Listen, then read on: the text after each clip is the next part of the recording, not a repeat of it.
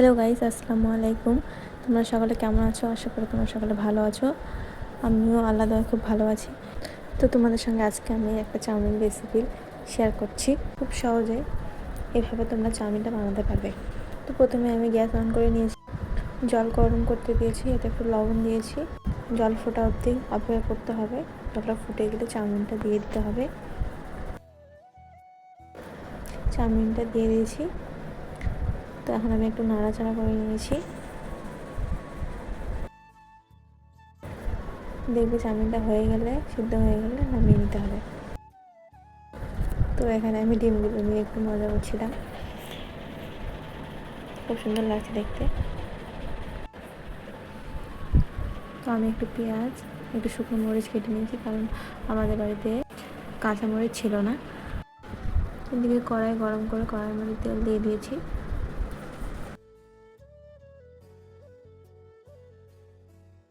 কেটে রাখা পেঁয়াজ মরিচ দিয়ে দেব। একটু নাড়াচাড়া করে নিয়ে একটু হলুদ, স্বাদ মতো লবণ দিয়ে দিয়েছি।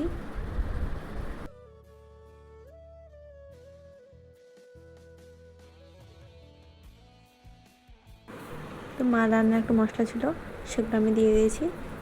দিয়ে একটু ভালোভাবে নেড়ে চেড়ে নিয়েছি। তার সঙ্গে একটু সস দিয়েছি। এটাও ভালোভাবে নেড়ে চেড়ে নিতে হবে।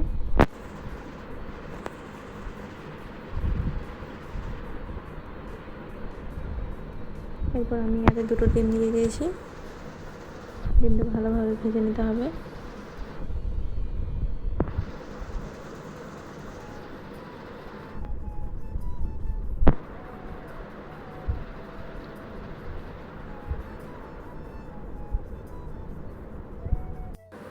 ডিমটা ভালোভাবে ভাজা হয়ে গেলে এতে চাউমিনটা দিয়ে দেবো।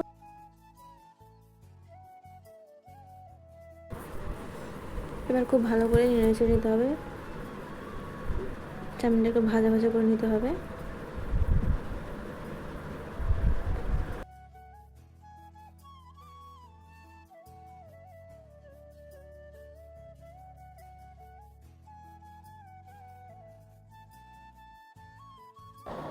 এভাবে নেড়ে চেড়ে ভালোভাবে মিক্স করে নিতে হবে।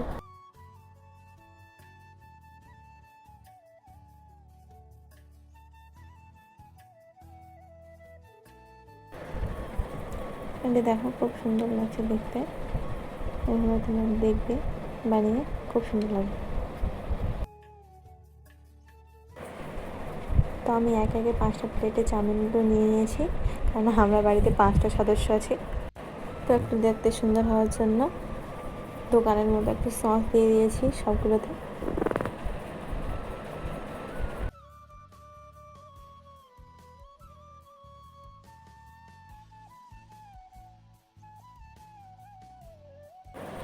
তো একটু সালাদ কেটে রেখেছিলাম, সেগুলো দিয়ে দিয়েছি।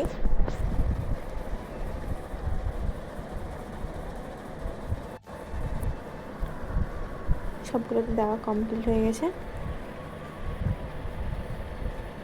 তো একটু বেশি হয়েছিল, আমি সেগুলো একটু দিয়ে দিয়েছি।